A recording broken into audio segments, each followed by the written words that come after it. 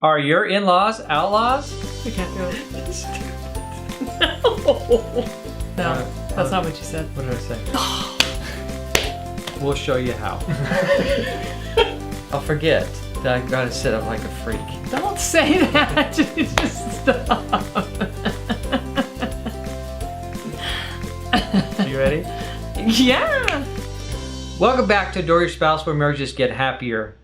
A guy told me this story once, and I will never forget it because it was so funny and it was kind of really gross at the same time. He told me that after he married his wife, that his wife's family had this tradition where they would get a great big tub of ice cream and they'd grab a spoonful and they'd eat it, and then they'd pass the spoon on to the next person. Now, anybody that understand modern science would have a problem with this, but apparently their family didn't. So it was. So when you marry into a family, they've got traditions, they've got customs, they've got things they do that are even gross like this or whatever, and they might cause you a problem. I remember when we first were married that there was a dynamic in her family that was completely different than my family growing up. My family growing up, the master suite was off limits, and their family wasn't. So when her family would come over, people would walk into my bedroom. And I was like, why are they going in our bedroom? And that's because they just did that. And to me, that was kind of like territorial, or it's just, that's off limits to anybody but the husband and wife. And so a neighbor of mine once told me, and this was a long time ago, and he was quite a bit older than me, but his children started to get married. He says, whenever I get a new daughter-in-law or a new son-in-law, they're not daughter and sons-in-laws, they're sons and daughters. And I thought, what an incredible concept. And right there, I think that could really save a lot of the problems with in-laws by just adopting them as family members. Well, and the thing is that it's hard enough to feel included in this whole brand new family. I mean, these people have 20, 25, 30 years of history together, and they have all these inside jokes, and they have the little, their little set of movie quotes they do, and they have their little ways they go about things. A lot of people do that. And so it's already often hard enough for you to try to feel included in their family stuff, and then to do anything, exclusive, or to do anything that might cause them to feel even more excluded just compounds the problem. So what do you do when, if you're the parent, you can say, oh, we're going to be really inclusive, and we're going to, so for all you parents out there, that's perfect advice. That's a great Call way them to a do son it. or a daughter and try your best to treat them like you would treat your son or your daughter. But what if it's your in-laws? That gets a little bit hairier. Yes.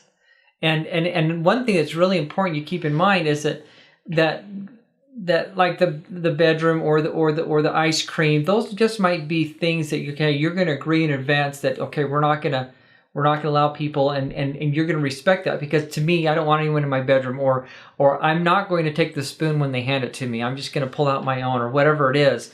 And so you need to, I think if you agree in advance upon those things, it will help solve a lot of problems. Well, I think for the husband and wife, when it comes to that kind of stuff, I think there should be like 2 levels of discussion.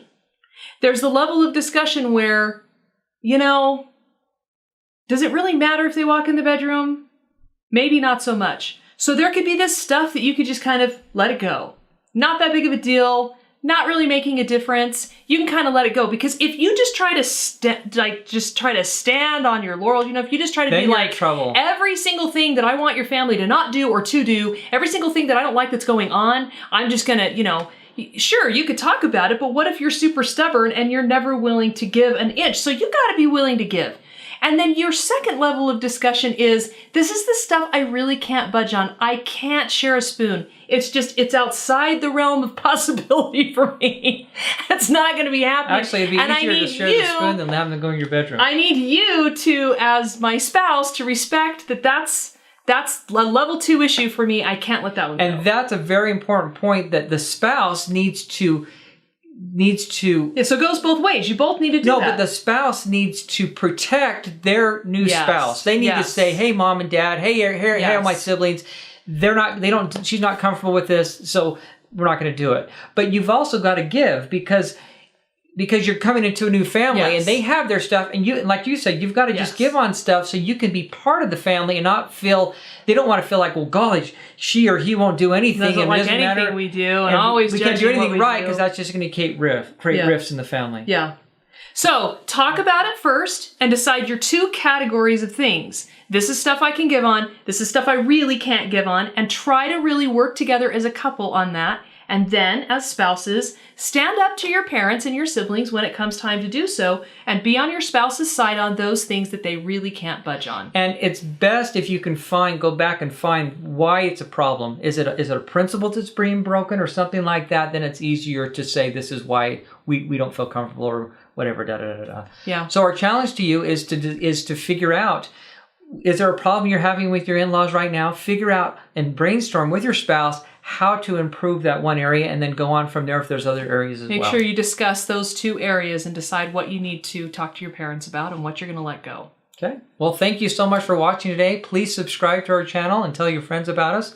And also head over to adoreYourSpouse.com, where you can take the free marriage assessment and you can take the free marriage class, which will give you some great tools to help along in this particular topic. Thanks for watching. And remember, you can have the marriage that you want. About Audrey that I absolutely love. Yes. And just, she gets stressed out because she can't find something. It's okay. It's not a big deal. The whole family sees it coming. And I never, like a train. That's the only time I've ever said something funny about it. I never say anything about it. She just stressed that we don't even find it. Then everyone starts searching, drop everything, and go. Stuff. Oh man. But